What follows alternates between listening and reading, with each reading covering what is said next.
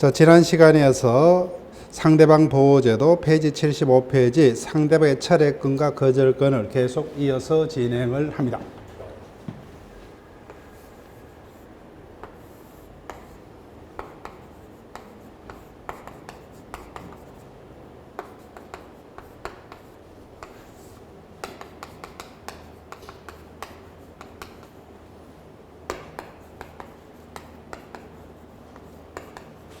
자, 상대방의 철회권은 제한 능력자와 매매 등 계약이 있었을 때, 그 다음에 상대방의 거절권은 제한 능력자의 단독 회의가 있었을 때, 그죠? 따라서 두 가지 철회권과 거절권이 동시에는 제한 능력자에게 생기지 않습니다. 그래서 우리가 문제 풀이면서 이 부분을 속이는 것을 볼 거예요. 자, 그러면 16조 2항으로 갑니다. 제한 능력자가 맺은 계약은 계약 동을 할게요. 따라서 제한 능력자와 상대방의 사이에 매매 등 계약이 있었다면 초인이 있을 때까지 체크할게요. 따라서 상대방의 철회권은 행사 시기 언제요? 초인 전까지, 그죠? 제한 능력자 측에 초인이 있기 전까지만. 즉 초인이 서면은 당연히 유효하게 확정이 되기 때문에 상대방의 철회권은 인정할 필요가 없죠. 따라서 상대방이 먼저 철회하느냐, 제한 능력자 측에서 먼저 초인하느냐에 따라서 그 효과가 결정이 된다, 그죠? 초인이 있을 때까지 상대방이 그 의사표시를 철회할 수 있다. 다만 이때 철회는 처리하려면 상대방은 선의자만, 그죠? 선의자만. 따라서 행위 당시에 이미 갑이 제한 능력자임을 알았던 악의자는 행사할 수 없습니다. 이미 자신이 불리하게 됨을 알고도 이와 같은 행위를 했기 때문에 보호할 필요가 없다. 따라서 선의자에게만 철회권이 인정이 됩니다. 그 점에서 최고권 행사는 누구에게나, 그죠? 자, 그 다음에 2항으로 갑니다. 제한 능력자의 단독 행위는 초인이 있을 때까지. 즉, 행사 시기는 똑같죠. 초인이 있을 때까지 상대방이 거절할 수 있다. 그때 철회권과 달리 뭐요? 선의자만 행사할 수 있다. 같은 제한 문구가 없다, 그죠? 따라서 모든 상대방. 따라서 행위 당시에 갑이 제한 능력자임을 알았던 악의의 상대방도 거절권은 행사를 할 수 있다. 그러면 최고권, 철회권, 거절권 중 선의자만 행사할 수 있는 것은 뭐예요? 철회권의 하나더라, 그죠? 철회권의 하나입니다. 그 다음에 3항. 제1항의 철회와 제2항의 거절의 사표시는 제한 능력자에게도 할 수 있다. 행사의 상대방입니다.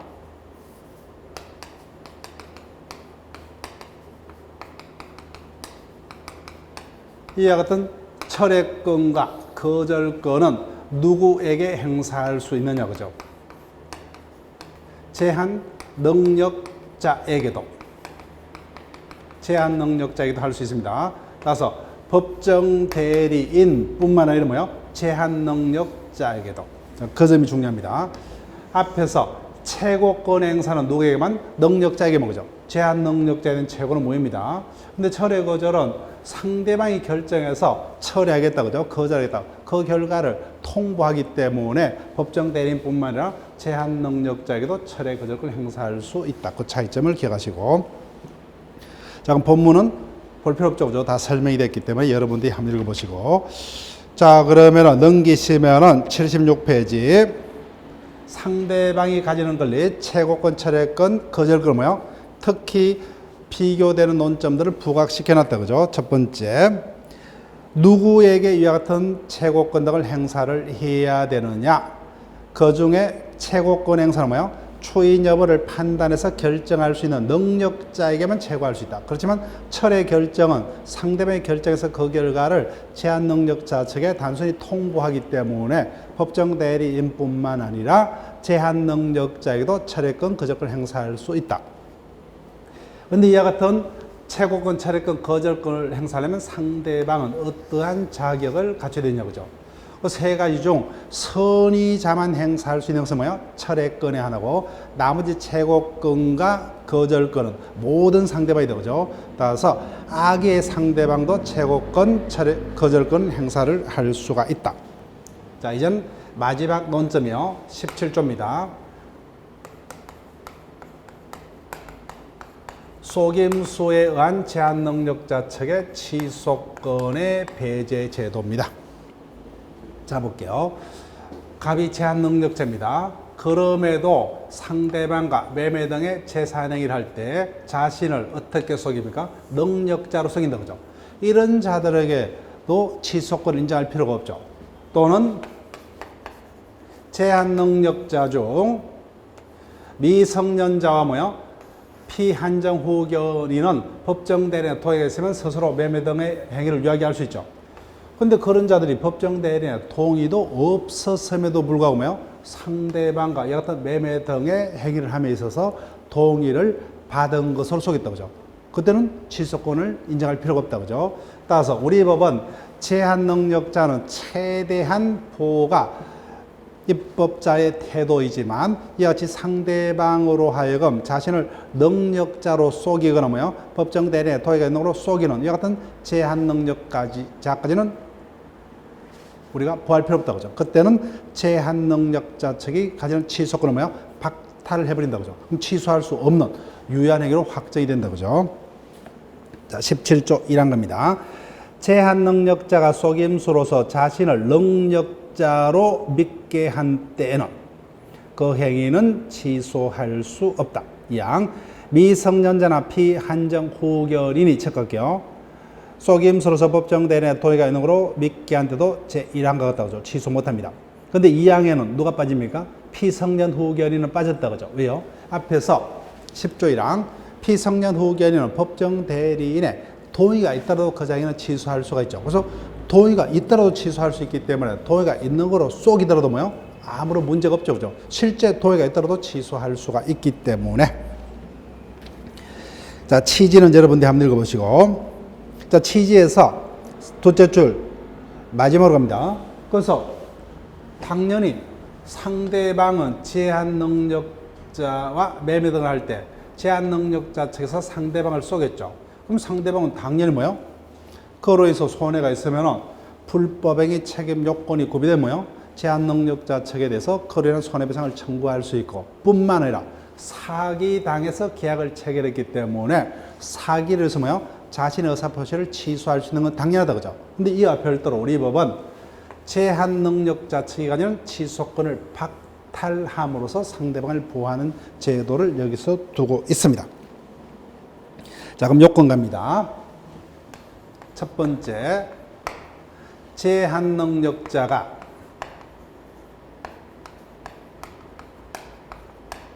자신을 능력자로 속입니다. 그때는 제한능력자 측이 가지는 취소권은 박탈해버린다 그죠? 자, 그럼 제한능력자 3명이죠. 미성년자가 뭐요? 자신을 성년자로 속이든지 또는 뭐요? 피성년 후견인 또는 피한정 후견인이 자신을 능력자로 속인 경우가 여기에 해당합니다. 자, 볼게요. 1번 제한능력자가 속임수로서 자신을 능력자로 속인 경우죠. 즉 미성년자가 성년자로 피성년, 피한정 후견이 자신을 능력자로 속인 경우 취소할 수가 없습니다. 자, 그 다음에 따라서 피성년 후견인이 자신을 능력자로 속였다 그죠? 능력자로 속인 경우 취소할 수 없다 그죠? 자, 그런데 두 번째, 미성년자 또는 피한정 후견인이 법정 대리인의 동의가 있는 것으로 속인 때는 취소하지 못한다 그죠? 그렇지만 피성년 후견인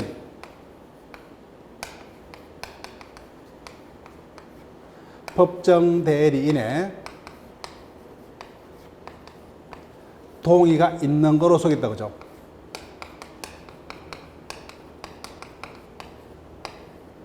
속일 때도 여전히 취소할 수 있다. 이 차이점을 기억하셔야 돼요.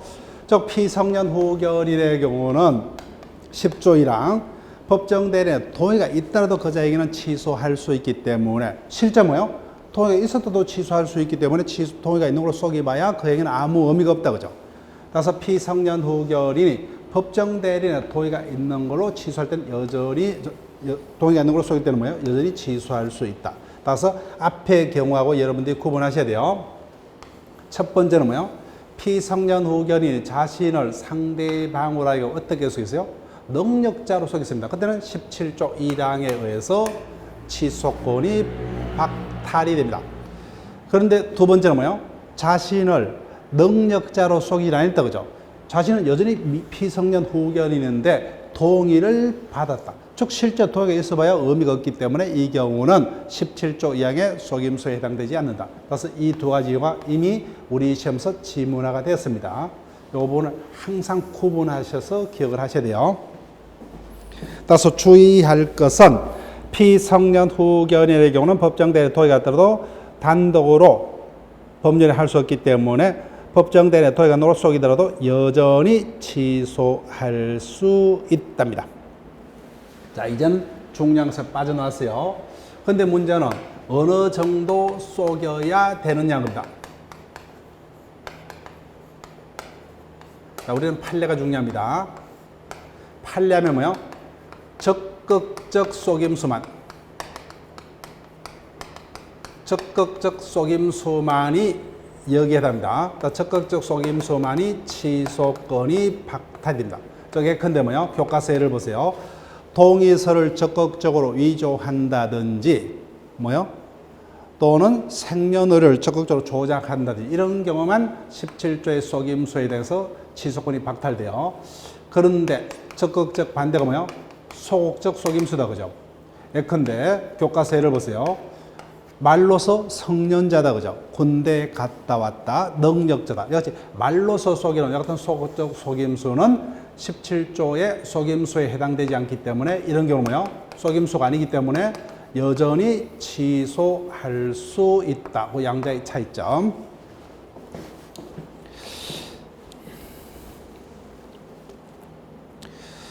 자, 볼게요. 요건에 동그라미 2번. 그래서 속임수에 따라서 뭐요? 상대방이 제한 능력자를 능력자로 믿었거나 뭐요? 동의가 있는 걸 믿고서 해야 되죠. 아무리 속였는데 믿지 않으면 의미가 없다, 그죠?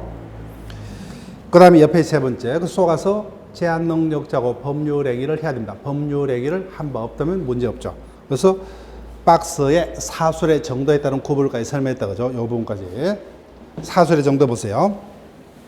어느 정도 속여야 되냐? 학설은 적극적 속임수뿐만 아니라 여치 말로써, 그죠? 속이는 소극적 속임수도 17조의 속임수에 해당을 하므로 제한 능력자 측간의 취소권이 박탈된다 그럽니다. 그 상대방에게 유리한 견해를 취합니다. 근데 판례는 뭐요?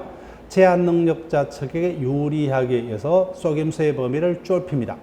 따라서 생년월일 등을 적극적으로 조작하는 여튼 적극적 속임수만이 17조의 요건을 충족. 따라서 그런 경우만이 취소권이 박탈될 뿐 여전히 말로서 속이는 여같은 소극적 속임수는 속임수에 해당되지 않기 때문에 여전히 취소할 수 있다는 겁니다. 자, 효과. 이와 같은 요건이 구비가 되었다면 뭐요? 실질적으로는 갑이 제한 능력자였더라도 뭐요?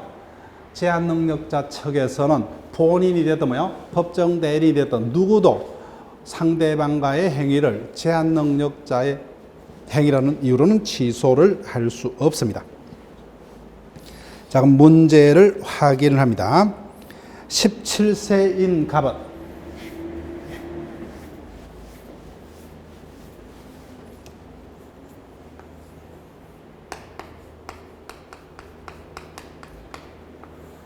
17세인 갑은 20년 6월 10일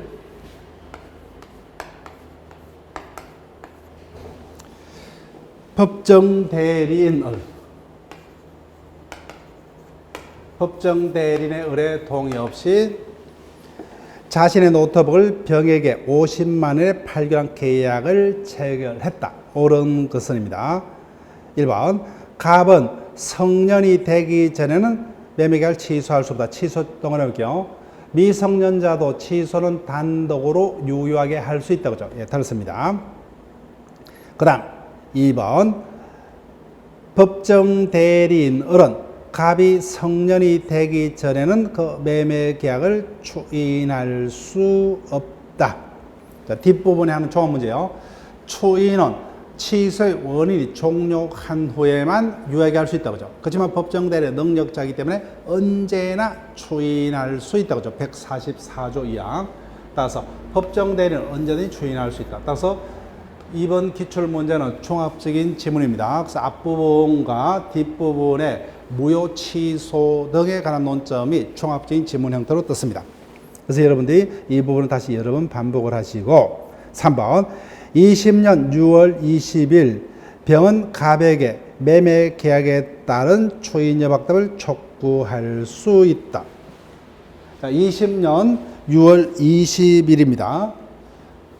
이자가 상대방의 최고권 행사는 누구에게만? 능력자에게만 그죠. 근데 아직까지 20년 6월 20일은 아직까지 성년자가 되지 못했죠. 그래서 여전히 미성년자. 그래서 미성년자에 대한 최고는 무효입니다. 그래서 항상 상대방의 최고권 행사에 대해서 그 상대방이 능력자냐, 제한 능력자냐 항상 신경을 써야 된다 했습니다. 그럼 4번.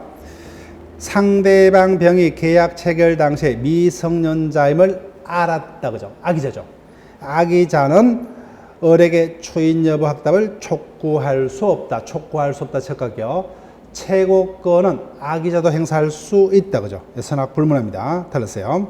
그 다음 5번 병이 계약 체결 당시에 미성년자임을 몰랐다. 그죠? 선의자죠. 선의자라면 뭐요? 제한 능력자 측에서 추인하기 전까지 그죠? 추인하기 전까지 누구에게라고 그죠? 법정 대리인뿐만 아니라 제한 능력자 갑에게도 철회할 수 있다죠. 그래서 정답은 5번이 됩니다. 자, 그러면 매일 문제 2번을 볼게요. 매일 문제 2번. 제한 능력자 상대방 보호에 관한 설명 중 옳은 것은 1번 상대방은 제한 능력자 측에서 추인이 있기 전까지 맞죠? 제한 능력자의 단독 행위에 대해서 거절권 체크할게요. 저 거절권 행사는 제한 능력자에게도 행사할 수 있다 그죠? 예, 맞습니다. 정답 1번. 2번 제한 능력자와 계약을 체결한 상대방은 계약 체결 당시에 제한 능력자임을 알았더라도 알았다 체크할게요. 철회권 체크하시면 되죠. 철회권은 누구만이? 선의자만이. 따라서 악의자에게는 철회권을 인정되지 않습니다. 틀렸어요. 3번 제한 능력자의 상대방은 제한 능력자가 능력자로 된 경우에는 추인 여부 확답을 최고할 수 없다가 아니라 뭐요? 당연히 이제는 능력자가 됐기 때문에 그자에게 최고할 수 있다다 그죠? 즉 최고는 능력자에게만. 4번 추인을 위해서 특별한 절차를 요하는 행위에 관해서 상당 기간 내 법정 대리인 확답을 바라지 않으면 추인한 것으로 본다. 틀죠? 추인을 위해서 특별한 절차를 요하는 행위. 15조 3항이다. 그죠? 누구입니까? 후견이죠. 후견인이 그 기간 내에 감독인의 동의를 밟은 여하튼 절차를 바라지 아니한 경우에는 취소한 것으로 간주한다. 그죠? 그 다음 5번 피성년 후견인이 속임수로서 법정 대리에 도의가 있는 거로 속이더라도 뭐요? 여전히 취소할 수 있다. 그죠? 예, 들었습니다.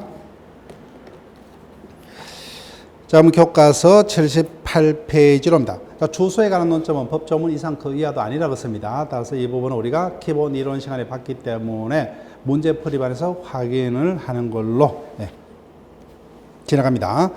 자, 79페이지로 갑니다. 자, 부재와 실종요. 자, 자연인 파트에서 마지막 논점이요. 부재와 실종으로 갑니다. 부재와 실종 파트에서는 매년 출제가 됩니다. 다만 그 출제가 부재자 제도에서 한 문제냐, 실종 제도에서 따로 한 분야냐. 따로따로 한 문제가 출제될 수도 있고 양자를 종합해서 한 문제가 출제가 될 수도 있습니다. 여하튼 매번 출제가 돼요. 자, 부재와 실종제도는 왜 필요하냐? 서울에 주소를 둔 갑이 어느 날 집을 떠났습니다. 그날로부터 소식이 끊겼어요. 그럼 주소지에 남아있는 갑의 재산이 지금 관리가 되지 못한 상태입니다.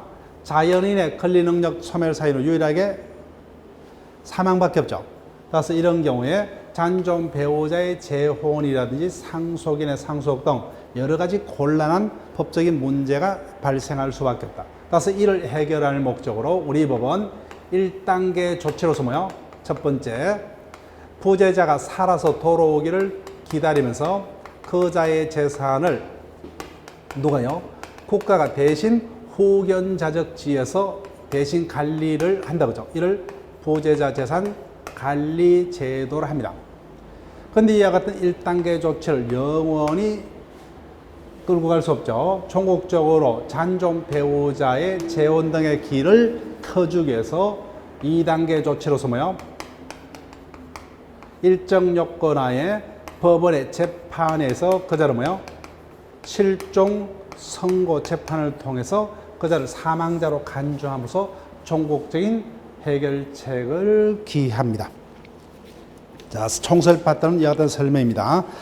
자, 복습 안 하셔도 돼요. 자, 본격적으로 80페이지로 갑니다. 그래서 1단계 조치로서 부재자 재산 관리 제도로 갑니다. 즉, 제목 그대로 뭐요? 부재자 제도는 부재자의 주소지에 남아있는 재산 관리를 위한 제도입니다. 따라서 이 제도는 뭐요? 재산 관리가 필요한 자에게만 의미가 있다. 그죠? 자, 그래서 부재자의 개념부터 이와 같은 제도의 목적에 따라서 한정적으로 해석이 됩니다. 자, 부재자 재산 관리 제도는 22조부터 26조에 걸쳐서 조문을 두고 있습니다. 자, 먼저 22조 1항요. 종래 주소나 거소를 떠난 자가 재산 관리인을 정하지 아니한 때, 재산 관리인을 정하지 아니한 때 적을게요. 아니한 때는 법원은 이해 관계인을 검사에 청구해서 재산 관리에 필요한 처분을 명하여야 한다. 적극한다. 그다음 그러면 개념으로 합니다. 그래서 부재자는 뭐요? 주소지를 떠난 모든 자가 부재자가 아니라 뭐요? 그 자의 주소지에 남아있는 재산 관리가 필요한 자만을 부재자로 해석을 한다. 그죠? 따라서 자, 부재자 볼게요. 부재자는 종래 주소를 떠나서 당분간 돌아올 가능성이 없기 때문에 주소지에 남겨진 재산이 방치되고 있는 자를 말합니다. 다시 할게요. 성질상 부재자는 자연인만이 가능하고 실종자와 달리 뭐요? 재산 관리가 필요한 자이면 족하기 때문에 생사불명일 필요는 없습니다. 자, 상가로 2번으로 갑니다. 어떤 경우에 부재자 재산 관리 제도가 이용이 되느냐? 첫 번째, 재산이 관리되지 못하고 있는 경우다. 그죠? 저 관리되지 못하고 있는 경우는 본인이 선임한 관리인이 없는 경우죠. 본인이 선임한 관리인이 없는 경우. 즉, 본인이 주소지를 떠나면서 재산 관리를 정해둔 경우에는 재산이 관리가 되고 있기 때문에 법원이 관여할 필요 없죠. 또는 부재자에게 법정 대리인이 있다면은 그때는 뭐요? 관리가 되고 있기 때문에 국가 관여할 필요 없다. 그죠? 그래서 이런 경우 본인이 정해둔 관리인도 없고 법정 대리인도 없어서 재산이 관리가 되지 못하고 있는 경우여야 됩니다. 그래서 이 경우에요, 법원은 청권자의 청구가 있어야 돼요. 따라서 직권에 의한 재산 관리 명령은 없습니다. 자, 여기까지 한 내용을 검토해 볼게요.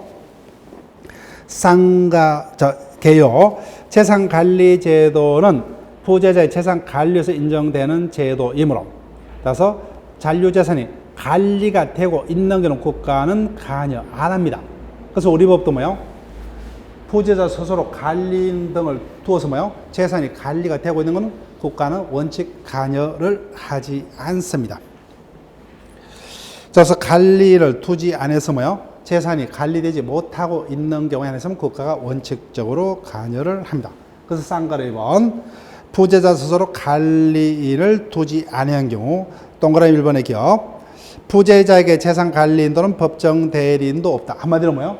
재산이 관리가 되지 못하고 있다 그 말이다. 그죠? 그 첫째 주고에다 밑줄 그을게요. 그 경우에 법원은 청구권자인 이해관계인 또는 검사의 청구가 있으면 재산관리 명령을 반드시 해야 됩니다. 직권에 의한 것은 안 됩니다. 이때 검사는 문제가 안 되죠. 청구권자인 이해관계인이라 하면은 두 명요. 법률상의 이해관계인과 사실상의 이해관계인으로 나눌 수가 있는데 당연히 우리는 법을 배우고 있기 때문에 누구만이요? 재산이 관리되지 못하고 방치되고 있다는 사정에서 법상의 이해관계가 있는 상속인, 채권자, 보증인 등만 청권자가 되지 사실상의 이해관계인인 친구라든지 그죠? 이웃, 사실혼 배우자 이런 자는 청구자가 될 수가 없다 그죠? 법적인 직접적 이해관계가 없기 때문에 뿐만 아니라 친권자 또는 뭐요? 후견인도 청권자가 될 수가 없다 그죠? 왜요? 친권자 후견인 누굽니까? 법정 대리죠. 법정 대리인이 있는 경우는 이미 재산이 관리가 되고 있는 상태죠. 따라서 그런 경우는 재산 관리를 청구할 수 없다. 따라서 이런 자들은 청권자가 될 수가 없답니다. 따라서 법률상 이해관계를 가지는 자죠. 셋째 줄 마지막에 이 자만이 청구권자이지. 넷째 줄 친구, 이웃, 사실혼 배우자라든지 친권자, 후견인 등은 청구권자가 되지 못합니다. 그래서 이와 같은 재산관리 명령에 청구했으면 법원은 재산관리 명령을 합니다. 봉인명령, 매각명령도 있지만 우리 법은 일반적으로 뭐예요? 우리는 관리인을 선임해서 A를 선임합니다. 선임결정, 재판의 하나의 종류예요. 그래서 법원이 A를 재판으로 선임해서 A로 하여금 대신, 즉 제목을 붙이면 이자는 부재자의 재산을 관리하기 위해서 법원의 재판으로 선임된 자도죠. 부재자 재산 관리인이요. 관리인. 그래서 관리인을 선임해서 그 자로 하여금 대신 관리케 하는 명을 배웁니다. 그래서 우리 시험 보면은 지금부터 시작을 합니다. 여기에서 답이 정해질 거예요. 자, 그러면 동그라미 2번 재산 관리인의 지위 및 권한 밑줄 그을게요. 자, 25조. 법원이 선임한 재산 관리인이 118조에 규정된 권한을 넘는 행위를 하면, 그래서 우리가 이 파트는 이번 심화반에서는 제대로 이해할 수 있어요. 118조는 대리권 파트에 정해져 있다 그죠? 즉 대리권의 범위가 분명치 않은 대리는 118조에 규정한 행위까지만, 즉 보존행위, 이용, 계량행위에 해당하는 관리행위까지만 그죠? 그래서 법원이 선임한 재산 관리인도 원칙적으로 뭐요? 이와 같은 관리행위까지만 자신 스스로 할 수 있다. 권한을 뭐요? 이와 같은 118조에 규정된 권한을 넘는 행위, 즉 처분행위 등을 하려면 법원의 허가를 받아야만 합니다. 자, 볼게요. 옆 페이지. 그래서 법원에서 A를 선임을 했습니다. 지위. 그래서 이 자는 뭐요?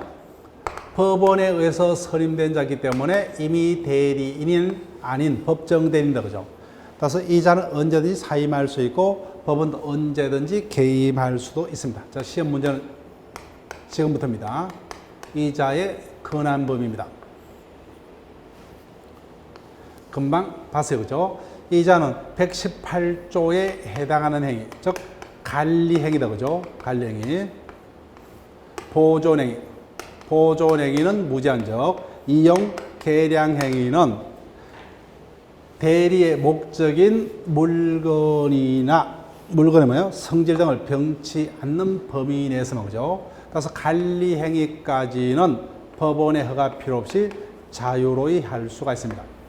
그런데 이와 같은 관리행위를 뛰어넘는 처분행위 등을 하려면 법원의 허가를 받습니다. 법원의 허가. 따라서 법원의 허가를 받아야 되기 때문에 허가를 받지 않고 하는 행위는 뭐예요? 이거는 무권 대리로서 본인에게는 무효가 된다. 그죠? 이때 법원의 허가는 사전 허가뿐만 아니라 뭐예요? 사후 허가도 가능하다는 거죠. 다만 한개, 이와 같은 법원의 처분 허가를 받았더라도 그 행위는 누구의 이익을 위해서?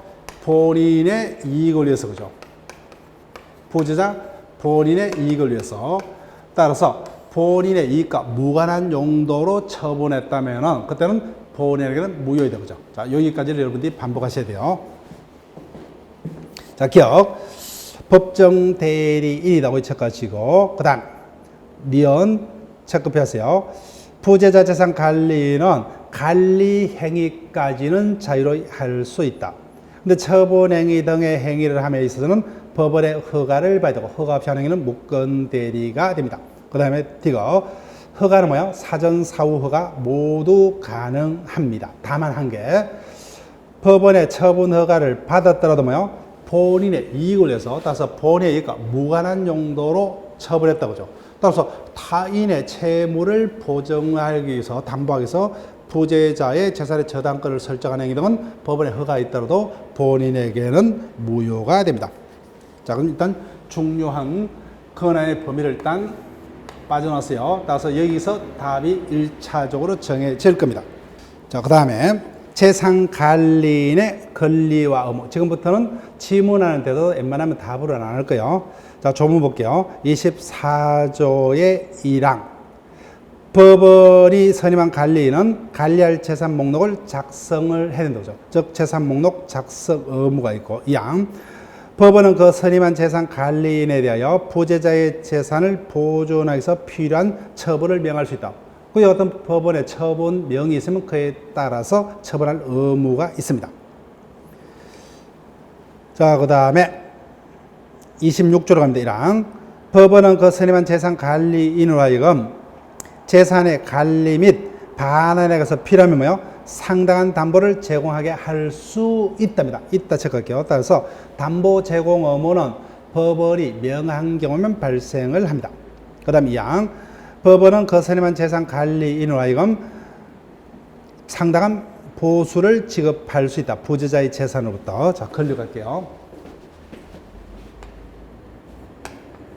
어떠한 권리가 있느냐? 교과서. 당연히 뭐요? 열심히 노력을 했죠. 재산 관리에서. 그래서 보수를 받을 권리가 있고, 그 다음에요. 자신의 돈으로 비용을 지출했다고 하죠. 당연히 비용을 돌려받을 권리가 있고, 그 다음 부재자의 재산을 관리하다가 손해 입었다고 하죠. 그때 손해를 배상받을 수 있는데 모든 손해가 아니라 가실 없이 입은 손해를 배상받을 수 있다. 가실 없이, 거기다 체크할게요. 가실 없이 받은 손해는 배상 청구할 권리가 있다. 그 다음 어떤 의무가 있느냐, 그죠? 타인의 재산을 대신 관리하기 때문에 선량한 관리자의 주의로서 재산을 관리할 선관주의 의무가 있고, 그 다음에요. 법원이 명하는 행위를 뭐예요? 수행할 의무가 있고, 그 다음에 관리할 재산을 목록을 작성할 의무가 있고, 그 다음에 법원이 명하면 뭐예요? 담보 제공을 할 의무 등이 발생을 합니다. 자, 밑에 판례. 관리 행위는 법원의 허가 필요 없이 자유로이 할 수 있다죠. 그 중에 보존 행위는 무작, 이용 계량 행위는 성질을 변치 아니한 범위 내까지만. 자, 이제는 우리가 대리 파트에서 보존 행위, 이용 계량 행위를 배웠기 때문에 판례가 확인됩니다. 1번. 재산 관리인이 부재자의 재산을 매각하려면, 매각 동원을 할게요. 당연히 매각은 처분 행위, 법원의 허가를 받아야 한다, 그죠? 근데 법원은 또 매각 허락을 받습니다. 근데 매각 방법에 대해서 법원이 어떤 정함이 없다, 그죠? 그때는 매각 방법은 마지막에 재산관리인 임의로 정할 수 있답니다.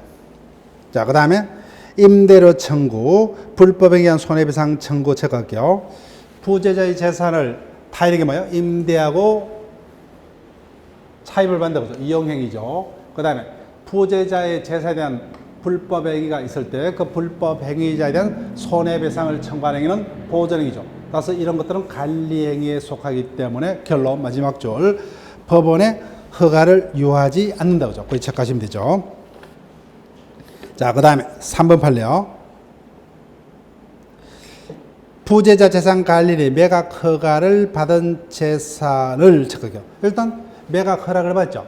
그 매각 허락을 받은 재산을 담보로 제공하는데 재차 다시 허가를 받을 필요 없다는 겁니다. 그 다음 4번 한 개 더 그죠? 허락을 받았더라도 누구의 이익을 위해서? 본인의 이익을 위해서. 그래서 본인의 이익과 무관한 용도로 처분하면 본인에게는 무효가 됩니다. 그 4번 판례요. 재산관리인이 법원의 허가를 받았더라도 뭐요? 부재자 본인과 아무런 관계 없는 타인의 채무의 담보를 위하여. 거기다 적을게요. 부재자와 아무런 관계가 없는 타인의 뭐요? 채무 담보를 해서 본인과 무관하다 그죠? 그때는 법원의 허가를 받아도 그 행위는 본인에게는 무효입니다. 자, 일단 권한의 범위를 봤어요. 그 다음에 그 못지않게 중요한 재산관리의 종료 사유입니다. 종료 사유 자체는 우리가 외울 필요가 없습니다. 자, 지금부터가 중요한데 어디를 일단 보시냐면 앞부분으로 다시 돌아가 볼게요. 80페이지요. 22조 2항요. 본인이 그 이후에 관리인을 정한 때에는 법원은 본인 등의 청구에서 전항의 재산관리 명령을 취소하여야 한다. 취소하여야 한다. 체크할게요. 그럼 다시 본문으로 돌아옵니다. 재산관리의 종료. 첫 번째, 본인 스스로 돌아와서 관리를 할 수 있게 되었습니다. 그때는 국가가 대신 관리할 필요 없다. 그죠? 그 다음에 두 번째, 본인이 스스로 원하는 관리를 뒀습니다. 그럼 국가가 관여할 필요 없죠. 그 다음에 마지막에 본인의 사망 또는 뭐요? 실종 선고 재판이 확정이 됐다. 그죠? 그때는 그 재산은 상속인 거니까 당연히 국가가 관여할 필요가 없죠. 근데 문제는 이와 같은 사유만으로 바로 기존의 재산관리명령이 실효가 안 됩니다. 이를 이유로 청구권자의 청구가 있다. 그죠? 그러면 법원은 이제는 재산관리명령이 필요가 없죠. 따라서 이런 경우는 기존의 재산관리명령을 취소해야 된다. 그죠? 반드시. 자, 근데 문제는 효과입니다. 단어는 취소지만 이왕의 재산관리는 뭐요? 수년간 계속 재산을 관리한 결과를 소급해서 실효시킬 수 없죠. 그죠? 따라서 그 효과는 장래를 향해서 그죠? 장래에서.